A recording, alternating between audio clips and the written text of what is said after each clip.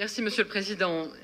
Oui, concernant ce rapport de fusion, rappeler ici que nous avons toujours été favorables à l'initiative proposée de cette fusion et sans attendre la loi des 3 structures de promotion, de marketing qui concourent à véritablement densifier le tourisme et la filière touristique dans le Grand Est. Chaque structure dans les territoires aujourd'hui, CRT ou partie de l'agence d'attractivité d'Alsace, exerce les mêmes métiers, que ce soit sur la question de la veille, de la promotion, du marketing et de l'innovation. L'ensemble des experts au sein de l'ensemble de ces équipes exercent les mêmes métiers. Donc mutualiser 3 outils qui en réalité font les mêmes choses est une avancée et est pertinent. Ça n'obère en rien l'identité des marques, ça n'obère en rien l'identité des territoires, c'est de la mutualisation et je trouve de la pertinence et espérons à terme de l'efficacité. Nous avons d'ailleurs voté, je le rappelle, l'étude, ce n'est pas rappelé là, qui a concouru à la fois à permettre d'analyser ce que pourrait être cette future structure. Mais ce qui m'interpelle, et je l'ai dit en commission au président, c'est cette fusion en 2 temps. Vous venez de le dire. Premier temps, les CRT Lorraine, Champagne-Ardenne.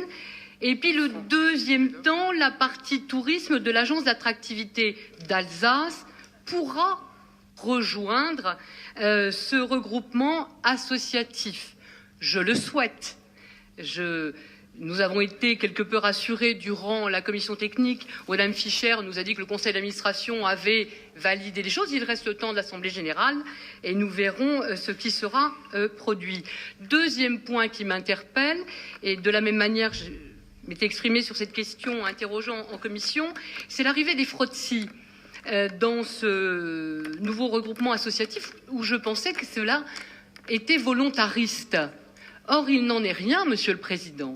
J'ai rencontré les FROTSI cette semaine, et particulièrement le président de la FROTSI du Grand Est, qui tombait de la chaise en découvrant le rapport. Les FROTSI n'ont pas délibéré, enfin, il n'y a pas de délibération du conseil d'administration.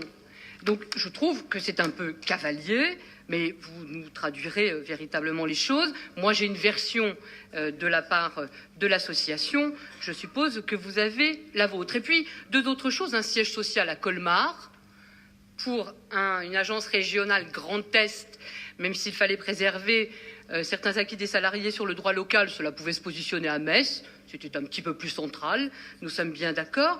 Et puis l'autoproclamation d'une présidence alsacienne. Il semblerait que Mme Fischer soit déjà autoproclamée, ce fut dit en commission. Un peu gênant.